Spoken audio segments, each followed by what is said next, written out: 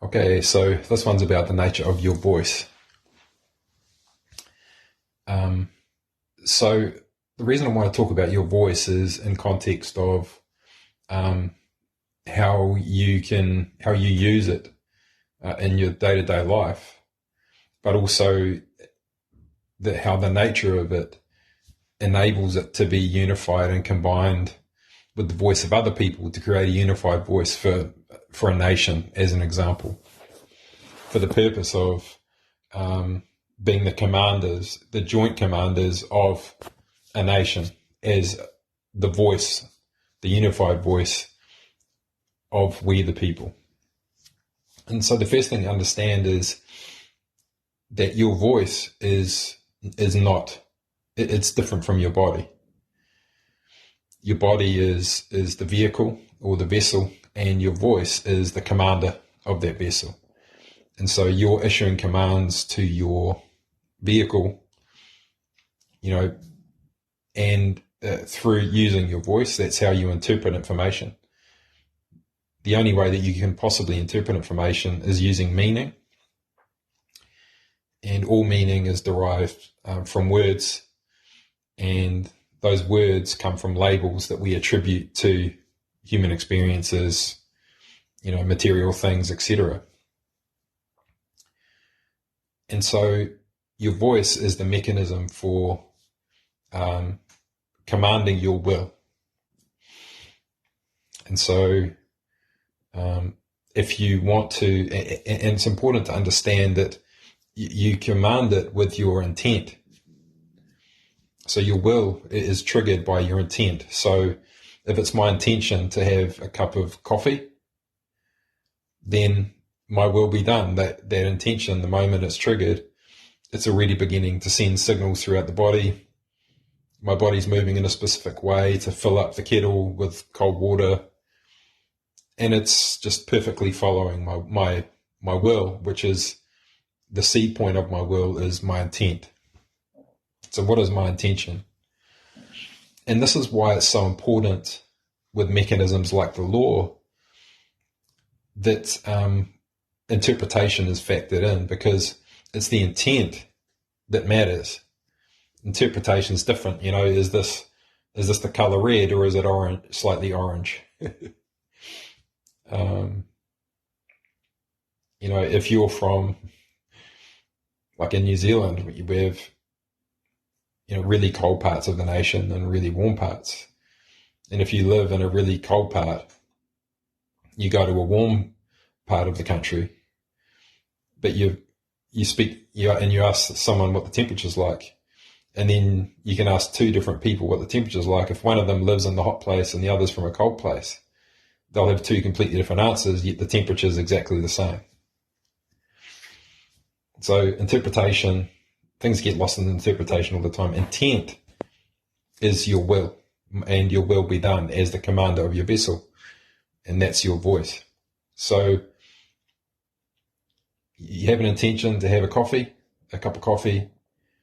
That intent, it contains energy, and that triggers energy to move through your body.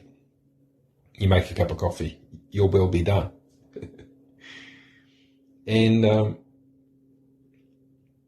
if you're, and so it's really important to understand that your will is separate to your body. Your body receives the signals and executes your will. Now, in law, well, actually, before we go into that, so an important thing to understand is that you have a belief system, and that belief system, it incorporates polarity. So, for example, there may be conflicted aspects of your nature. There may be one part of your nature that really wants to be a public speaker, and you may have another part of your nature that has a phobia of public speaking. And so you can have two parts of your nature totally at odds with each other and conflicted. And if you have those conflicted parts of your nature, one of them is compelled to do public speaking. The other one is totally in resistance to it and wants to avoid it.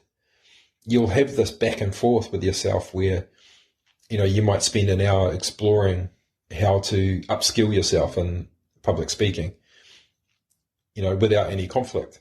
And then you'll go to put yourself out there and try and get a public speaking gig, and then you won't go ahead with that bit. So you've got one part of your nature sabotaging the part of your nature that's compelled to act. It's trying to prevent it from happening. And both of those parts are valid. And so you have your voice is expressing the will of both, you see. And so when it eventually comes to, so let's say you've upskilled yourself at public speaking, you've done all that stuff without resistance, then it goes to, you've got an opportunity to book a gig. The moment you make a decision to book that gig is because the part of your nature that used to oppose the part of your nature that wants to do public speaking, you've reconciled. So the gravity of wanting to do public speaking more is greater than the part of you that doesn't want to. So, for example, it might have been a 60-40 balance before, or so 60% of you, the part of you that was afraid of public speaking, it was held 60% of the gravity. The part of you that does held 40%. And so wherever that tipping point is, as soon as the part of you that does want to sees that opportunity gets to 51%, and the part of you that doesn't goes to 49, then you're going to go ahead in a state of discomfort, probably. But trusting yourself that you know what's best for you. And this is really important to understand. We look at governance of a nation, or we look at even governance of a company, and you have shareholders and you have voting rights, and should it be a 75% majority? Should it be 100% majority? Should it be a 51% majority? And actually the answer is yes, a 51% majority. That doesn't mean that you're negating, that you're oppressing that part of your nature.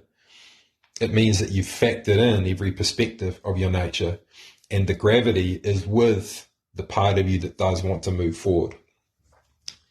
Now, the critical thing to understand here is that you have to trust that you've got your own best interests at heart. That's the only way that this works. The only way you can make a decision when you're only 51% certain as opposed to 49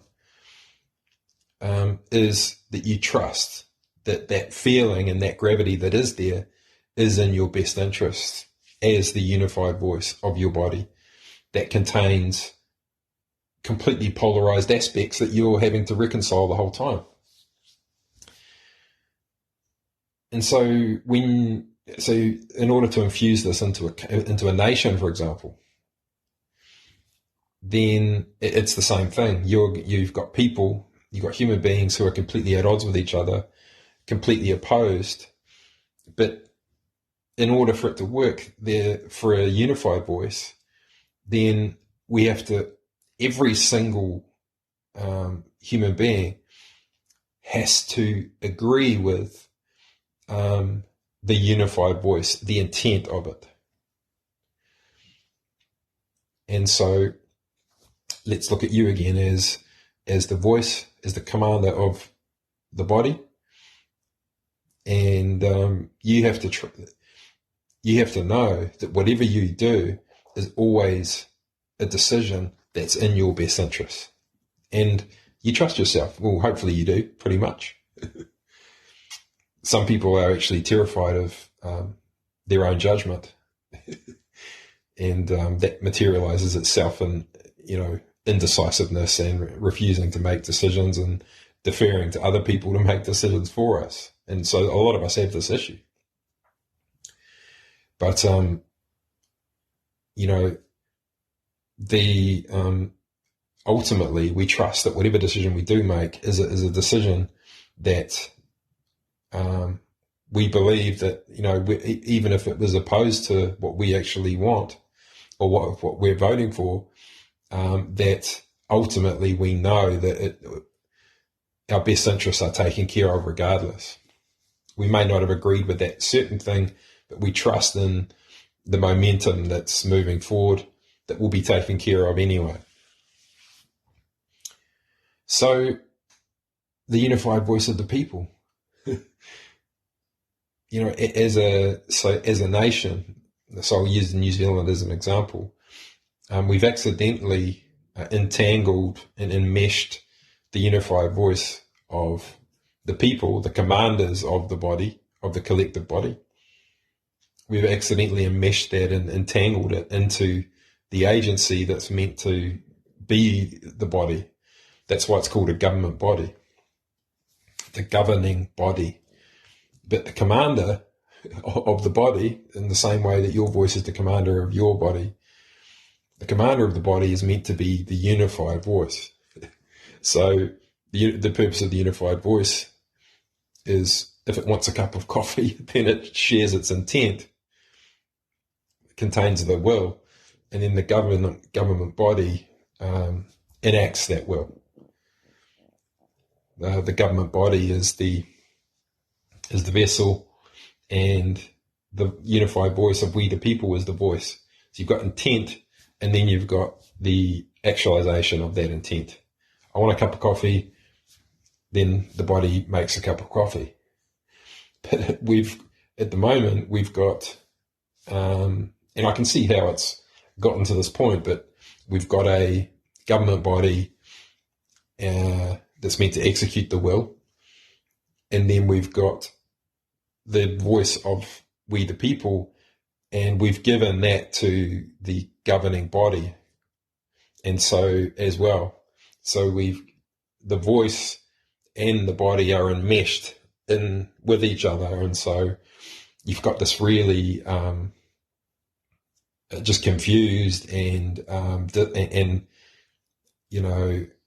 chaotic kind of scenario where the people feel like they don't have a voice, and our government's becoming quite fractured and quite separatist actually. But the reality is that it's quite easily solved. But one of these things is analog. Your voice, it's the sound. It's a sound. And then the other thing is digital, which is a company, which is just an imaginary, etheric thing. If I tell you to draw a picture of a company, what do you draw? Do you draw a building? Because a building isn't a company, it's a building. Do you draw a building with a logo on it? Well, that looks like a business. What's a company? It's just a made-up name for a group of people that are a body. They're a vessel. But the commander of that vessel has to be we the people. And so we don't have a shared unified intent of purpose in New Zealand. We don't have a shared intent. We don't have a mechanism for expressing our will. The closest thing we've ever had really is referendum. But most of the time when New Zealanders vote on a referendum, the government doesn't listen. They actually do the opposite, which is just horrendous, really, when you think about it. So it just goes to show we've accidentally given away the power of our voice to the body. And now the body it's just kind of doing its own thing. And we're just like watching it happen. So, so it's important to know that for yourself as well as a sovereign human being. Your sovereignty resides within your body as the voice, as the energy moving around it, and your body is it is the vessel. it receives its commands, and it executes the will of the voice. And it's really simple. It's all we need to do is re-establish that vehicle, so that we do have the unified voice. And in New Zealand, it's all higgledy-piggledy. Companies, they purely use statute law now. We don't even factor in the natural person anymore. We only ever deal with the legal person. And that means that the voice it hasn't been separated out as the will versus the executive. And this is really dangerous, actually.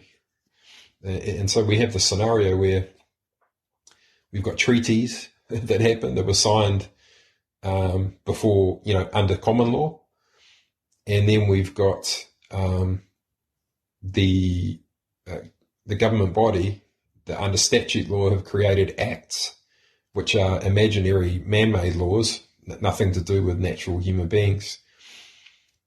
And then they've tried to bond these common law treaties and agreements into statute law by creating acts. And then those acts are only viable under statute law and only enforceable and bonded to the human body. So it's just a jumbled mess at the moment, because an act of, in New Zealand, an act, which is like a bill is submitted and then it's passed as a law. And, Act Clause 1.4, thou shalt da-da-da-da-da. Or in the case of XYZ, then da-da-da. So, but they can only be bonded to the vehicle, to the actual human body. And, our government really, I've come to discover this, most people don't even realize that it's happening. They don't understand that that's how it works. And we've got this massive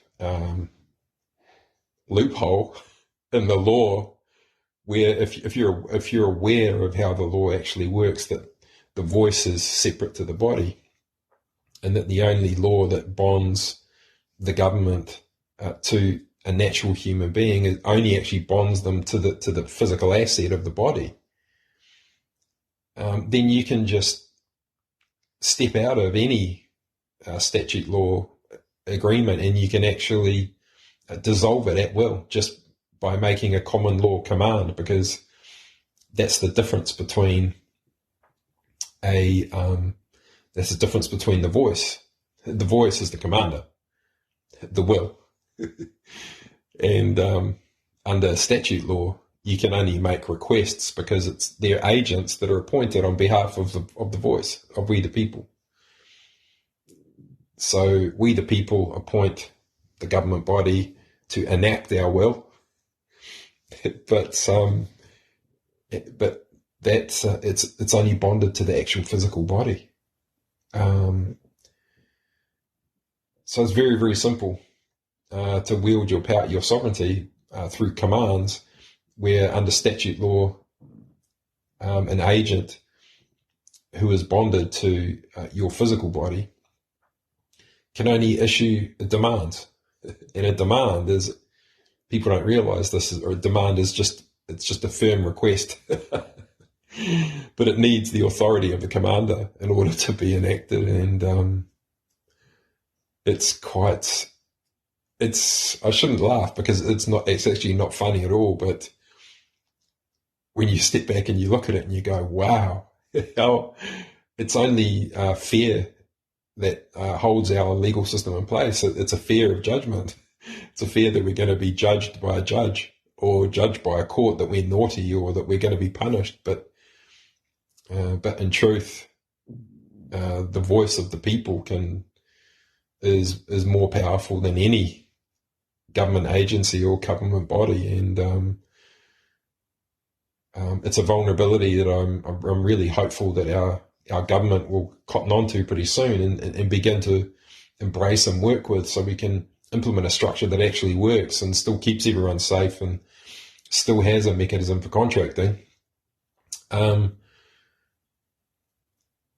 But the power is wielded in the correct ways, and once we've got this in place again, we can then, properly vote for government bodies, and properly separating out, because so I'll give you a scenario with our voting system. We vote for a political party and a prime minister, and so that the government body, we empower it to speak on our behalf, and we empower it to act on our behalf. So it's speaking on our behalf, it's making decisions on our behalf, and it's acting on our behalf. So an act of Parliament is passed, a law is passed, and that determines behaviour. And so there's no intent. There's no intent. There's just a political party, and it says these are our policies. This is our intent. If you kind of align with this, you can kind of align yourself with our intent. But so it's kind of the wrong way around. So what we need to do is we need to separate out spokespeople from the ones who are enacting, who are producing acts, or whatever you want to call them. We need a spokesperson who is purely the voice, and that's a person that we have entrusted with our voice to speak on our behalf and to share our intent. And they have nothing to do with how something's carried out. They have nothing to do with, the business model and the plan and what it's going to cost and da-da-da-da. But it's an expression of intent or will, and our will be done. And so this is where you would traditionally see a founding constitution. What constitutes the foundation, the immutable nature of this nation in the way that the unified voice of the people wants it. And, having a single person to represent that unified voice who speaks on our behalf.